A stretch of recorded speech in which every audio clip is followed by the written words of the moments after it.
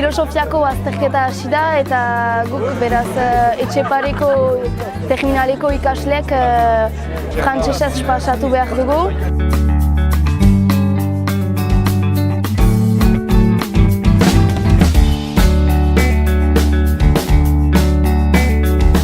Beraz, ni ahibatu naizelarik nire ikasgelarat, papera ukandutararik sentitu dut zinez frustrazio bat. Etzen bortxaz zailtasun bat zelako niretzat frantsesez erantzuteaz, eta azkenean urte osoan landu dugu eta nahiz itzulpena egitea zailtasun bat izan, ez da frustrazio hori, baina da gehiago gure hizkuntza ez dela normalizatua ikusten duzu eta beraz, senditzen duzu zure ideiak, zure euskaraz ateratzen zaizkizun aldarrikapenak ezin dituzula zure hizkuntzan eman eta bortxatua zirela beste hizkuntza bat baliatzea.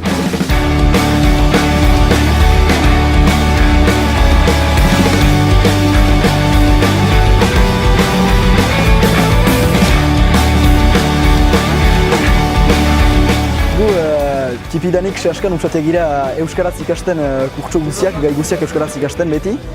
Eta hor, basoa frantsesez izanez, beraz gure hezkuntza sistemako azken etapa hori frantsesez izanez, obligatoa gira terminalan kurtso batzu frantsesez egitera, usatzeko baso egunean gai horiek frantsesez iteat. Beraz, bortxaz, ez bali modugu nahi ere kurtso batzu frantsesez iten ditugu eta gure liceo osoki euskarazkoa izan balimada ere, kurtso batzu frantsesez iten ditugu baso horrengatik, justu baso frantsesez baita.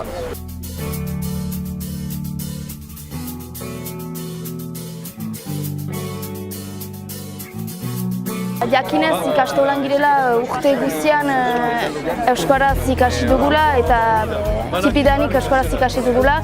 Azken urte hori frantsesez ikasi dugu, azkenean azterketa frantsesez pasatzen baitugu, ez baitugu euskaraz pasatzeko eskubidea. Eta hortako da baso euskaraz taldea sortu Etxeparen. Behara, orain duela zenbait urte sortu dugula baso euskaraz taldea Etxepare lizoan.